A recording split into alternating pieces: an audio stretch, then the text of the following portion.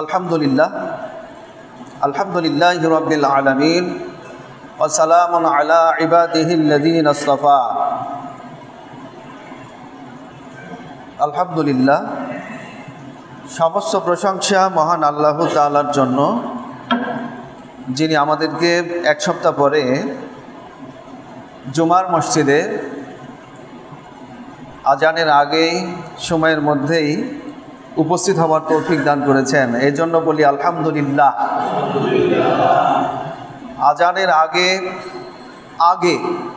আজানের আগে এবং আগে যদি আসতে পারেন, আর যারা আজানের সময় বা পরে এবং পরে যারা আসে, তাদের মাঝে ডিফারেন্সটা বিচারের ময়দানে দেখা যাবে। সেদিন যারা আগে এবং আগে আসতেন, কতটা ভালোভাবে বুঝে নেবেন আপনারা নিজেরাই। আজানের আগে এবং আগে যারা আসতেন, যারা পরে এবং পরে যারা আসতেন, তারা যখন দেখবেন যে বিচারের ময়দানে ভালো রিপোর্ট আগে এবং আগে আসার জন্য তারা পেয়ে যাচ্ছে এবং ভালো আসনও পেয়ে যাচ্ছে, সেই দিন আপনার আফসোস হবে। সুতরাং চেষ্টা করবেন আজানের আগে এবং আগে আসার। আল্লাহ আমাদের সবাইকে তৌফিক দান করুন। রাসূলুল্লাহ তার যুগে এবং সাহাবীদের যুগে, তাবেঈনদের যুগেও মসজিদে জুমার ঘরে জুমার দিনে আগে আসার জন্য ভিড় জমাইতেন। বেশ কিছু হাদিসের ভিতরে আছে তারা সকাল সকাল এবং সকাল সকাল চলে আসতেন। সকাল সকাল আর সকাল সকাল চলে আসতেন। তো যাই হোক, আমি আজকের খুতবায় সালাম প্রসঙ্গে দুইটি আয়াত উপস্থাপন করেছি এবং মিশকাত থেকে একটি হাদিস, যেটা তিরমিজিতে আছে, মিশকাতেও সংগৃহীত করা হয়েছে, একটি হাদিস উপস্থাপন করেছি। এগুলোর ওপরেই সময়ের মধ্যে আলোচনা করে আলোচনা সমাপনী আনার জন্য চেষ্টা করব ইনশাআল্লাহ। আমি কোরআনের যে আয়াতটা পড়েছি প্রথমে, সেটার অর্থ বলছি। এইটা আছে 24 নম্বর সূরা নূরের 61 নম্বর আয়াতের মধ্যে। আল্লাহ তাআলা বলছেন যে ফাইজা দাখালতুম বুয়ুতান ফাসাল্লিমু আলা আনফুসিকুম, যখন তোমরা তোমাদের নিজেদের বাড়িতে ঢুকবে, তোমরা তোমাদের নিজেদের বাড়িতে যখন প্রবেশ করবে, তখন নিজেদের মধ্যেই সালাম বিনিময় করবে।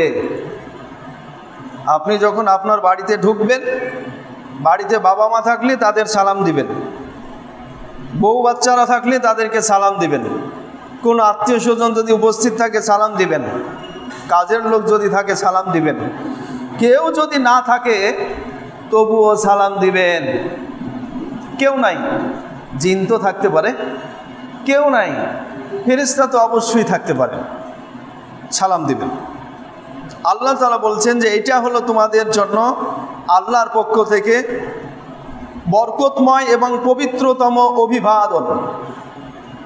আমরা যেমন কেউ কারোর সাথে নতুন দেখা হলে স্বাগত জানাই, সুসংবাদ জ্ঞাপন করি, ধন্যবাদ জানাই, এইরকমভাবে আল্লাহ তাআলা বলছেন তোমরা যখন তোমাদের বাড়িতে প্রবেশ করবে, তখন নিজেদের মধ্যে সালাম বিনিময় করবে।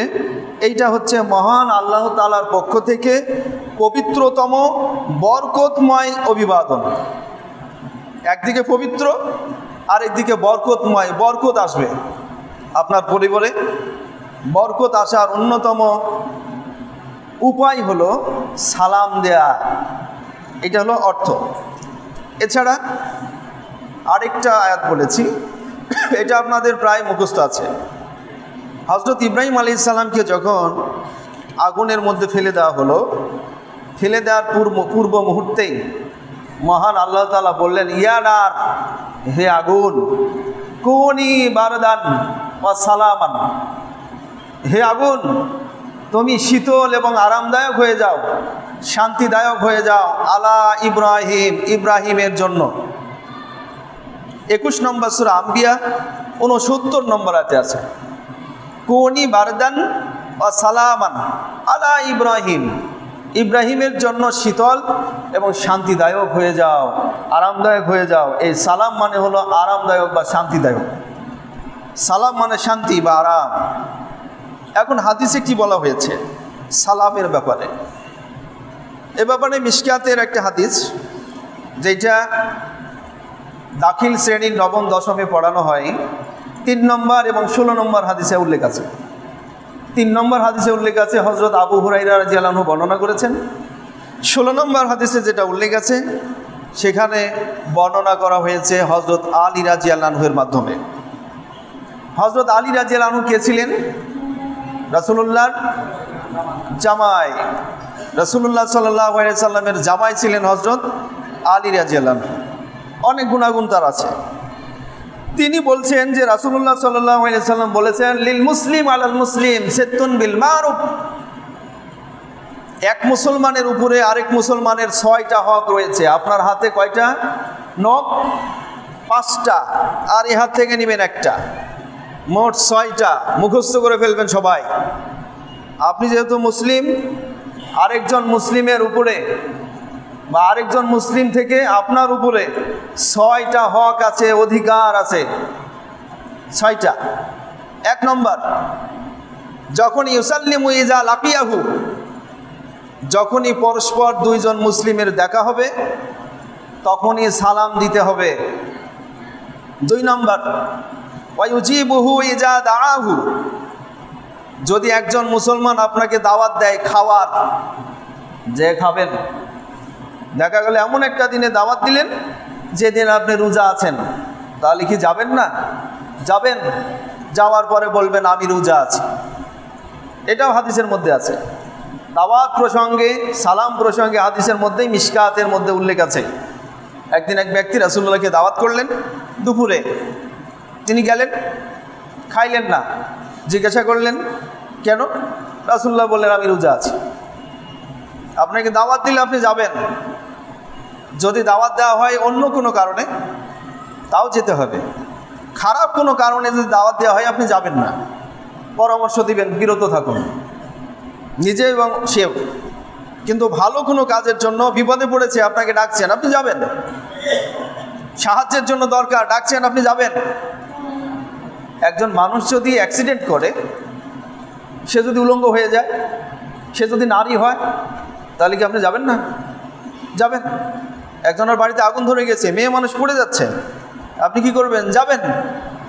যখনই আপনাকে ডাকা হবে আপনি যাবেন। কেন ডাকা হচ্ছে পরে জানবেন, জেনে দেখবেন ওইটা আপনার আসলে ধর্মীয় প্রয়োজনে নাকি অপ্রয়োজনে। মুসলমানের উপরে আরেক মুসলমানের হক 6টি।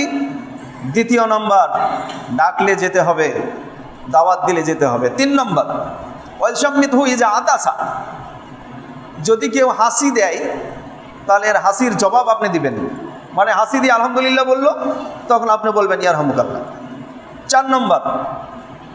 4 নম্বরে বলা হয়েছে ওয়াউদুহু ইজা মারিজা, যদি কেউ অসুস্থ হয় তাকে দেখতে যেতে হবে, সাহায্য করতে হবে, সেবাও করতে হবে।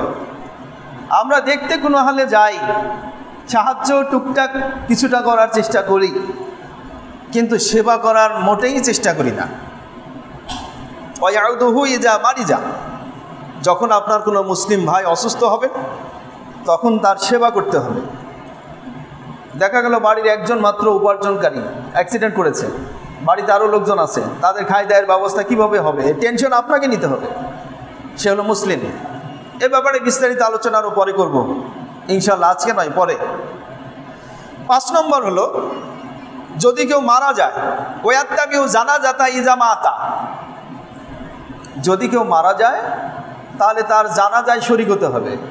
জানাজায় শরীক হওয়া মানে এটুকুই শেষ না, লাইনে দাঁড়ায় গেছে আপনি হাজির হলেন, এটুকুই শেষ না, তার দাফন এবং কাফনে আপনাকে অংশ নিতে হবে। প্রথম চান্সে তার যে মারা গেছে তার খবর, তার কাফনের কাপড়ের ব্যবস্থা, তার কবর খোঁড়ার ব্যবস্থা, তারপরে তার পরিবারের খাওয়া দাওয়ার ব্যবস্থা, সব কিছুর দিকে আপনাকে নজর দিতে হবে।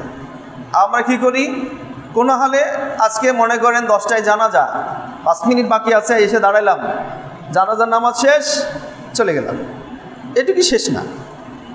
আবার জানাজার নামাজ শেষ, দাফন করলাম, 3 বার মাটি দিয়ে চলে গেলাম, এটুকুই শেষ না।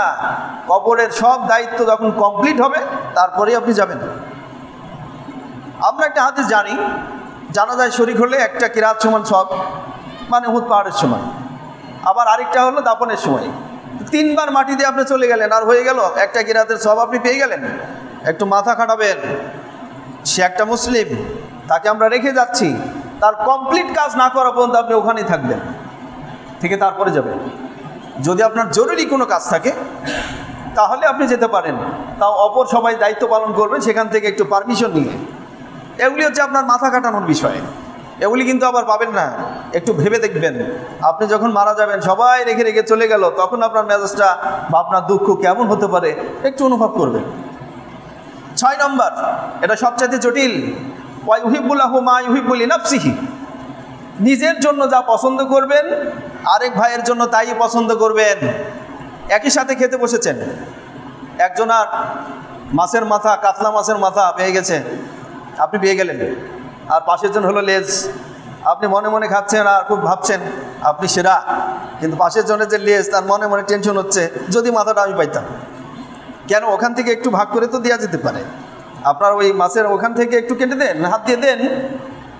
আপনার পাশে একজন গরুর গোস্ত খাচ্ছে হাড্ডি দিয়ে, আপনি সুন্দর মাংস দিয়ে গেছেন, 1 পিস দেন তার প্লেটে, অসুবিধা কি? এটা খুব জটিল। নিজের জন্য যা পছন্দ করবেন আরেক মুসলমানের জন্য তাই পছন্দ করতে হবে। আপনার জন্য রাস্তার ধারের অংশ জমিটুকু খুব পছন্দ, আর আরেকজনের জন্য ভিতরের যদি হয় তাকে রাস্তাতে আসার মতো সুন্দর সুযোগ করে তো দিতে হবে। অনেক ব্যাপক। যাই হোক, এক মুসলমানের উপরে আরেক মুসলমানের হক হলো 6টা। প্রথম চান্সে দেখা হলে সালাম দিতে হবে। দিবেন তো সবাই? দেখা হলে সালাম দিবেন। 7 নম্বর হাদিসে আছে, মাররা আলাল গিলমা ফাসাল্লাম আলাইহি। রাসূলুল্লাহ একবার একটা শিশু দলের সামনে দিয়ে গেলেন, শিশু দল, ছোট নাবালক, তাদেরকে সালাম দিলেন। আপনি সালাম দিবেন কেন? যেন তারা সালামটা শিখে। দৈনিক যদি ছোটদের সালাম দেন তাহলে আপনি কিন্তু ছোটদের চাইতে মর্যাদা হারালেন। ছোটরা যদি দৈনিকই আপনার কাছ থেকে সালাম নেয় তাহলে কিন্তু তারা সালাম শিখবে না। তাদের শেখানোর উদ্দেশ্যে আপনি ছোটদের সালাম দেবেন। আবার 20 নম্বর হাদিসে আছে, রাসূলুল্লাহ সাল্লাল্লাহু আলাইহি সাল্লাম গেলেন, মাররা আলা নিসওয়াতিন ফাসাল্লামা আলাইহিন্না। একদল মহিলার পাশ দিয়ে গেলেন, মহিলাদেরকে নবীজি সালাম দিলেন, মহিলাদেরকে নবীজি সালাম দিলেন। আপনি যদি সালাম একেবারে বন্ধ করেন আর ভাবেন না সালাম দেওয়া তো একটা ঝামেলার ব্যাপার, আপনার ভিতরে যদি ঝামেলা না থাকে, মহিলাদের ভিতরে ঝামেলা নাই। ঝামেলা ছিল কাবিলের ভিতরে, আকলিমার ভিতরে ঝামেলা ছিল না, লাবুদার ভিতরেও ঝামেলা ছিল না, ঝামেলা ছিল না মা হাওয়ার ভিতরেও, ঝামেলা ছিল শয়তানের ভিতরে। শয়তান ঝামেলাটা পাকিয়ে দিয়েছে। তাহলে শিশুদেরও সালাম দিবেন, ছোটদের মহিলাদেরও সালাম দিবেন। সালামের নিয়ম হলো ছোটরা বড়দের সালাম দিবে, কিন্তু শেখানোর জন্য তো দিবেন। এখন আরেকটু পূর্বের ইতিহাসের দিকে যায়। সালাম প্রসঙ্গে আলোচনা আগামী জুমাতেও করার প্রয়োজন হতে পারে। সালাম শব্দের অর্থ কি? শান্তি। আপনার সব আছে, দেহ বডি যা আছে, মন, তারপরে প্রপার্টি, সব কিছু আছে, কিন্তু আপনার মাথায় চুল নাই। তখন আপনার মনে হবে যে না, একটু অশান্তি লাগে। আপনার সব আছে, কিন্তু পায়ে এমন জায়গায় একটা ফোড়া, আপনি হাঁটতেই পারেন না। আপনার ধন সম্পত্তি সব কিছু আছে, কিন্তু দেখালে আপনি কথা বলতে পারেন না। তাহলে আপনি শান্তির মধ্যে নাই, অশান্তির মধ্যে আছে। তাই শান্তি আল্লাহর কাছ থেকে কামনা করতে হবে বারবার। যখনই আপনি কাউকে সালাম দিবেন, তোমার উপর শান্তি বর্ষিত হোক, তখনই সে আবার ওয়ালাইকুম আসসালাম বলবে, আপনার উপরে শান্তি বর্ষিত হোক। আল্লাহ যেটা কবুল করবেন সেটা কমপ্লিট হয়ে যাবে। তাই শান্তি আমরা সবাই চাই। শান্তি লাভের অন্যতম উপায় হলো সালাম দেয়া। সালামের মাধ্যমে আপনি শান্তি পাইতে পারেন। আল্লাহ তাআলা বলছেন তুমি যখন বাড়িতে ঢুকবে সালাম দাও। রাসূলুল্লাহ বলছেন তুমি যখন বাড়ি থেকে বাড়াবি তখন সালাম দিয়ে বেরোবে। আল্লাহ তাআলা বললেন বাড়িতে ঢুকলে সালাম দাও। রাসূলুল্লাহ এই আয়াতটার ব্যাখ্যায় বলছেন তুমি যখন বাড়িতে ঢুকবে সালাম তো দিবেই, বাড়ি থেকে বের হওয়ার সময়ও সালাম দিও। তবে আয়াতুল কুরসির একটা বর্ণনার ভিতরে আছে, আপনার প্রিয়তমার কাছ থেকে যদি বাইরে যান ব্যবসার উদ্দেশ্যে, চাকরির উদ্দেশ্যে বা কোনো জরুরি কাজে, তাহলে আপনি তার সামনে থেকে আয়াতুল কুরসি পড়ে একটু ফু নিবেন। আয়াতুল কুরসি পড়ে ফু নিবেন, তাহলে আপনি বাড়িতে ফিরতে পারবেন। এই আয়াতুল কুরসি আপনাকে সকল ধরনের বিপদ থেকে রক্ষা করিবে, অ্যাক্সিডেন্ট কিংবা চূড়ান্ত দুর্ঘটনা। এটা আপনারা করবেন যাদের প্রিয়তম আছে বাসায়। যদি না থাকে মা কিংবা বাবার কাছ থেকে নেবেন, আবার কারোর কাছ থেকে নেবেন, যাতে বাসায় ফিরে আসতে পারেন। এটা কিন্তু চূড়ান্ত একটা উপায়। তারপরে যদি ভাগ্যে আপনার লেখা থাকে কোনো কারণে, সেটা তো হবেই। আচ্ছা, এরপরে সালামের ইতিহাস কোথা থেকে উৎপন্ন হলো, এটা পাবেন মিশকাতের 1 নম্বর এবং 35 নম্বর হাদিসের ভিতরে। আমাদের সবার আদি পিতার নাম কি? হযরত আদম আলাইহিস সালাম। তাকে যখন সৃষ্টি করা হলো, সৃষ্টি করার পরে যখন আল্লাহ তাআলা তার ভিতরে রুহু ফুঁকে দিলেন, দেওয়ার সাথে সাথে তাড়াহুড়া করে প্রথম চাঁদে তিনি শুয়েছিলেন। বাবা আদম একেবারে সুন্দরভাবে শুয়েছিলেন। ওঠার সময় খুব দ্রুত ওঠার চেষ্টা করলেন এবং সেখানে একটা মহাসমাবেশ ঘটনা করা হয়েছিল। ফেরেশতারা চতুর্দিক থেকে লাইন ধরে দাঁড়িয়েছিলেন। উদ্বোধনীর দিনে লাইন ধরে দাঁড়িয়েছিলেন। আসলেও সেটা বলার আমার উদ্দেশ্য না।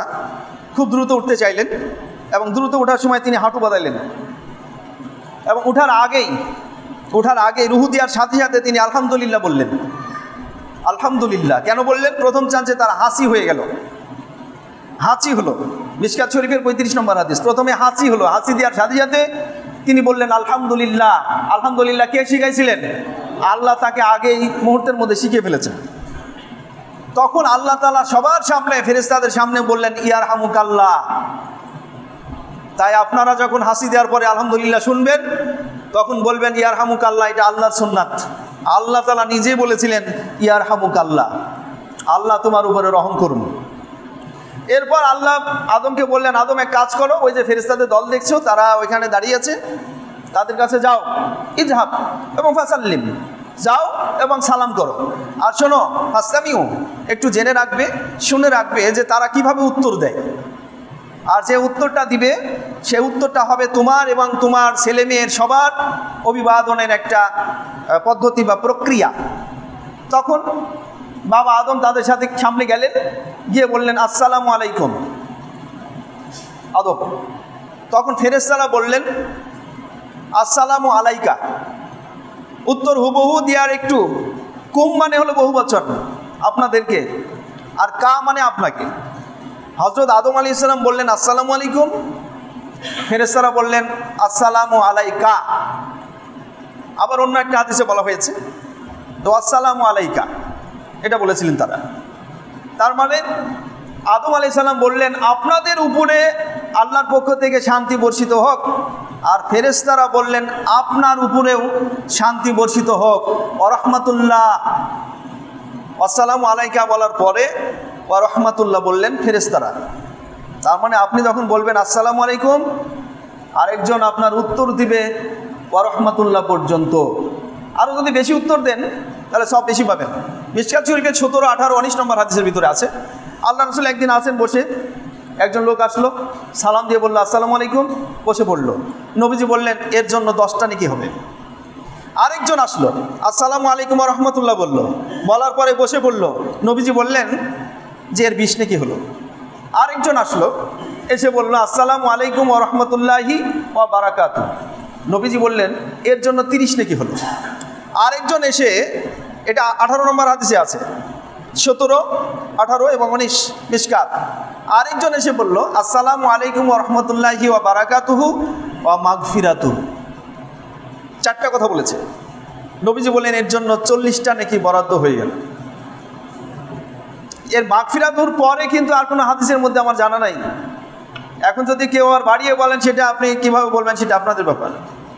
আসসালামু আলাইকুম সংক্ষিপ্ত, এর চাইতে একটু ভালো মানে একটু বেশি, ওয়া রাহমাতুল্লাহ পর্যন্ত, আল্লাহর রহমত বর্ষিত হোক, ও বারাকাতুহু, আল্লাহর বরকত বর্ষিত হোক, রহমত, শান্তি, রহমত এবং বরকত, ও মাগফিরাতুহু মানে আল্লাহর ক্ষমা আপনার উপরে বর্ষিত হোক, আল্লাহ আপনাকে ক্ষমা করে দিন। তাহলে প্রথমে বাবা আদম সালাম দিলেন আসসালামু আলাইকুম, উত্তরে তারা বললেন ফেরেশতারা যে আলাইকা, আসসালামু আলাইকা ওয়া রাহমাতুল্লাহ। এত পর্যন্ত ফেরেশতারা বাড়িয়ে বলেছিলেন। সুতরাং সংক্ষিপ্তভাবে আপনি দিতে পারেন, একটু বাড়িয়েও দিতে পারেন। সালাম শব্দের অর্থ হলো শান্তি। সালাম আল্লাহর একটা নাম। সালামুল মুমিনুল মুহাইমিনুল আজিজুল জব্বারুল মুতাকাব্বির, এইটা আছে 59 নম্বর সূরা হাশরের 23 নম্বর আয়াতে। সালাম হলো আল্লাহর একটা নাম। মা আয়েশা রাদিয়াল্লাহু আনহা বলছেন, মান সাল্লামা 20 মিনাল মুসলিমিন, যদি কোনো ব্যক্তি একটা দিনে 10 বার সালাম দেয় আর সেই দিনে যদি মারা যায় তাহলে সে জান্নাত পেয়ে যাবে। আজকে 10 জনকে সালাম দিয়েছেন এমন কেউ আছেন? 10 জন। আয়েশা রাদিয়াল্লাহু আনহা থেকে বর্ণিত আছে যে 10 জনকে যদি কেউ দিনে সালাম দেয় আর সেই দিনে যদি মারা যায় তাহলে সে জান্নাত পেয়ে যাবে। এবং তারপরে আরেকটা হাদিসে বলা হয়েছে, কেউ যদি দিনে 20 জনকে সালাম দেয় আর সেই দিনে যদি মারা যায় অথবা রাতেও মারা যায় তাহলে সে জান্নাত পেয়ে যাবে। রাসূলুল্লাহ বলছেন, আবু হুরায়রা থেকে বর্ণিত, তিরমিজির 3008 নম্বর হাদিসে আছে, রাসূলুল্লাহ সাল্লাল্লাহু আলাইহি ওয়াসাল্লাম বলেছেন যে উবুদুর রহমান ওয়াতিমুত তাম ওয়াফশুস সালাম তাদখুলুল জান্নাতা বিসসালাম, তোমরা আল্লাহর ইবাদত করো, মানুষকে খাওয়াও। আজকে খাওয়াইছেন কেউ কাউকে? খাওয়াবেন। যাকে যখন যেভাবে পাবেন ভালো খাবার খাওয়াবেন। ভালো মানে কি? সাধ্যের মধ্যে। রাসূলুল্লাহ বলছেন, জান্নাত যদি পেতে চাও 3টা কাজ করো। 1 নম্বর আল্লাহর ইবাদত করো, 2 নম্বর মানুষকে খাওয়াও, 3 নম্বর সালামের প্রচলন ঘটাও। তাদখুলুল জান্নাতা বিসসালাম, তাহলে তোমরা শান্তির সাথে জান্নাতের মধ্যে ঢুকে যেতে পারবে। কাজ কয়টা? 3টা। 1 নম্বর আল্লাহর ইবাদত, 2 নম্বর মানুষকে খাওয়ানো, 3 নম্বর সালামের প্রচলন। এইটা বুখারী, সহিহ বুখারীর মধ্যেও আছে। বারাকাল্লাহু লানা ওয়া লাকুম ফিল কুরআনিল আযীম ওয়া নাফা'না ওয়া ইয়্যাকুম বিল আয়াতি ওয়া যিকরিল হাকীম। ইন্নাহু তাআলা জাওয়াদুন কারীমুন মালিকুম বারুর রাহিম।